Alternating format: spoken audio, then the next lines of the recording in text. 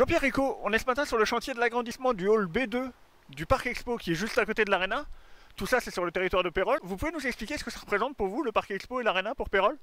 Alors le Parc Expo et l'Arena, ce sont deux outils majeurs qui ont un rayonnement montpelliérain, métropolitain, départemental, régional. Et donc ces deux Arena et Parc Expo, ce sont ces deux outils. Bien évidemment, je suis heureux de les avoir sur mon territoire. Et le chantier qui est derrière moi actuellement, c'est un chantier qui rentre dans le cadre d'un grand programme de rénovation qui est voulu par la région Occitanie, puisque ces deux sites appartiennent à la région Occitanie.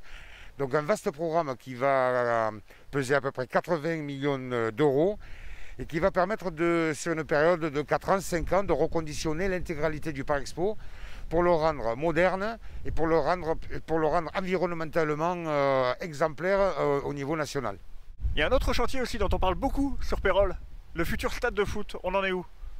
Alors le futur stade de foot, donc la décision, bien évidemment, tout chacun le sait, viendra s'installer sur Rhône-à-la-Mer et c'est effectivement sur le territoire de Pérols. Pour le situer, c'est là où est actuellement les établissements qui louent tout. Et sur cet immense terrain, où la plus grande partie d'ailleurs est un terrain vague, sur la moitié de ce terrain sera construit le futur stade Louis-Nicolin.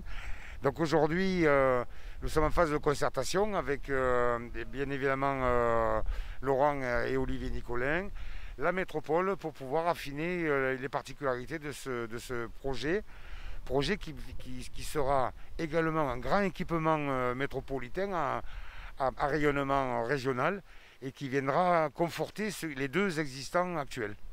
Est-ce qu'on sait quand les joueurs taperont dans le ballon sur la pelouse dans le futur stade? Alors on souhaite que ce soit 2024, fin 2024, puisque c'est les 50 ans du club.